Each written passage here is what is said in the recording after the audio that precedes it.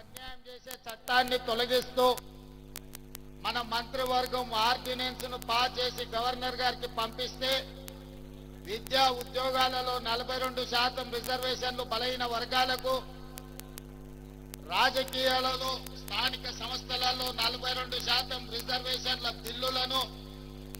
తెలంగాణ రాష్ట్ర గవర్నర్ రాష్ట్రపతి ఆమోదానికి పంపించారు. ఇదే కాకుండా తెలంగాణ మంత్రివర్గం ఆమోదించిన ఆర్డినెన్స్ 50% పరిమితిని తొలగిస్తూ ఆమోదించిన ఆర్డినెన్స్ ను కూడా రాష్ట్రపతి గారికి పంపించడం జరిగింది. దాదాపుగా ఈ బిల్లులు వచ్చి 4 నెలలు పూర్తయినా రాష్ట్రపతి గారి నుంచి ఆమోద ముద్ర పడలేదు. నరేంద్ర మోడీ గారు, భారతీయ జనతా పార్టీ ఈ బిల్లులను అడ్డుకొని తెలంగాణ బలహీన వర్గాలకు అన్యాయం చేస్తుంటే ఇక గల్లీలో ఉండలేక ఢిల్లీలోనే తేల్చుకుందాం పదండి, చలో ఢిల్లీ కార్యక్రమాన్ని తీసుకొచ్చి ఈ వేదిక మీద ఉన్న ఉద్దండులే కాదు, తండాలలో, గూడాలలో, మారుమూల పల్లెల్లో కాంగ్రెస్ పార్టీ జెండా మోసిన ఈరోజు బలహీన వర్గాలకు 42% రిజర్వేషన్లు ఇవ్వాలని 42% రిజర్వేషన్లను నరేంద్ర మోడీ గారు మెడలు వంచైనా తీసుకువెళ్తామని చెప్పి వేలాదిగా ఈరోజు జంతర్ మంతర్లో ఈ ధర్నా దీక్షలో కూర్చున్నారు. మిత్రులారా, హైదరాబాదు నగరంలో, తెలంగాణ ప్రాంతంలో ఈ ధర్నా, ఈ దీక్ష చేస్తే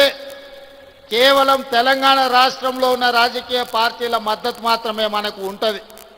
కానీ ఈనాడు జంతర్ మంతర్ వేదికగా మనం నిర్వహించిన ఈ నిరసన కార్యక్రమంలో, ఈ ధర్నా కార్యక్రమంలో భారతదేశంలో ప్రాతినిధ్యం వహిస్తున్న దాదాపుగా 100 మంది పార్లమెంట్ సభ్యులు, ఇండియా కూటమిలో ఉన్న కీలకమైన రాజకీయ పార్టీలు, డిఎంకే కావచ్చు, ఎన్సీపీ కావచ్చు, సమాజ్వాదీ పార్టీ కావచ్చు, కమ్యూనిస్టు సోదరులు కావచ్చు, ఇతర ప్రాంతీయ రాజకీయ పార్టీలకు సంబంధించిన పార్లమెంట్ సభ్యులందరూ కూడా ఇక్కడికి వచ్చి ఈ 42% ఓబీసీ రిజర్వేషన్ల పోరాటంలో తెలంగాణ ప్రజలు ఒంటరి కాదు, మేమందరం మీకు అండగా నిలబడ్డామని బీహార్ నుంచి, మహారాష్ట్ర నుంచి, ఉత్తరప్రదేశ్ నుంచి, వివిధ రాష్ట్రాలకు సంబంధించిన రాజకీయ పార్టీలు తమిళనాడు నుంచి కూడా వచ్చి మా రాష్ట్రాల కోట్లాది మంది ప్రజల మద్దతు మీకు ఉంది, మీరు కొట్లాడండి, మీకోసం పార్లమెంటులో నరేంద్ర మోడీని నిలదీస్తామని చెప్పి ఇండియా కూటమికి సంబంధించిన రాజకీయ పార్టీలు, పార్లమెంట్ సభ్యులు ఈరోజు మనకు అండగా నిలబడ్డారు. ఇవాళ 100 మంది పైగా పార్లమెంట్ సభ్యులు, తెలంగాణ మంత్రివర్గం మొత్తము, పార్లమెంట్ సభ్యులు, శాసనమండలి సభ్యులు, శాసనసభ్యులు, వేలాది మంది తెలంగాణ నలుమూలల నుంచి వచ్చిన మిమ్మల్ని చూసిన తర్వాత నాకు 100% సంపూర్ణమైన విశ్వాసం కలిగింది. రాహుల్ గాంధీ కన్యాకుమారి నుంచి కశ్మీర్ వరకు 150 రోజులు మండు టెండల్లో, మంచు కొండల్లో పాదయాత్ర చేస్తూ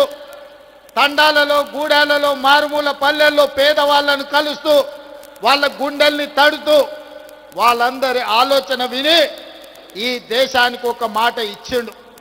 తెలంగాణ రాష్ట్ర ప్రజలకు ఒక మాట ఇచ్చిండు, తెలంగాణ రాష్ట్ర ప్రజలకు విజ్ఞప్తి చేసిండు. తెలంగాణ రాష్ట్రంలో మీరు కాంగ్రెస్ పార్టీని అధికారంలోకి తీసుకురండి, నా బాధ్యత మీకు 42% రిజర్వేషన్లను చట్టం చేసే బాధ్యత, 100 సంవత్సరాల నుంచి వాయిదా పడుతున్న జనగణనలో కులగణన తెలంగాణ రాష్ట్రంలో చేస్తాము అని రాహుల్ గాంధీ గారు 4 కోట్ల తెలంగాణ ప్రజలకు మాట ఇచ్చిండు. కామారెడ్డిలో మా మిత్రుడు మహేష్ కుమార్ గౌడ్ గారి తీర్మానంతో షబ్బీర్ అలీ గారి నియోజకవర్గంలో 42% బీసీ రిజర్వేషన్లు, బీసీ డిక్లరేషన్ను ఆనాడు పొన్నం ప్రభాకర్ గారు, అదేవిధంగా మా manifesto committee chairman Sridhar Babu గారి తీర్మానం మేరకు రాహుల్ గాంధీ గారు, సిద్ధరామయ్య గారు కామారెడ్డిలో ప్రజలకు మాట ఇచ్చారు. ఆ మాటలో భాగంగానే ఇవాళ 42% రిజర్వేషన్లకు సంబంధించి 100 సంవత్సరాల నుంచి ఏ రాష్ట్ర ప్రభుత్వం, కేంద్ర ప్రభుత్వం కులగణన చెయ్యలే. నాకు తెలిసి ఉమ్మడి రాష్ట్రంలో 16 మంది,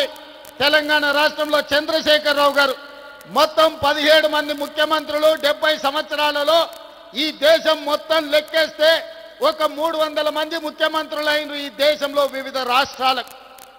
300కు పైగా ముఖ్యమంత్రులు ఎవరు చెయ్యని సాహసం,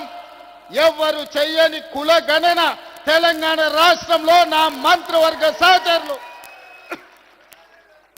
ముఖ్యంగా ఉప ముఖ్యమంత్రి వర్యులు బట్టి విక్రమార్క గారు, cabinet sub committee chairperson Uttam Kumar Reddy గారు, దామోదర్ రాజనరసింహ గారు, పొన్నం ప్రభాకర్ గారు, సీతక్క,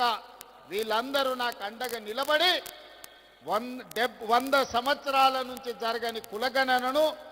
300 పైగా ముఖ్యమంత్రులు చెయ్యలేని పనిని చేసే అవకాశం, చరిత్రలో మిగిలిపోయే అవకాశం మీరందరూ కల్పించారు. ఈనాడు ఏ ముఖ్యమంత్రికి రాని అవకాశం, ఏ రాష్ట్రానికి రాని అవకాశం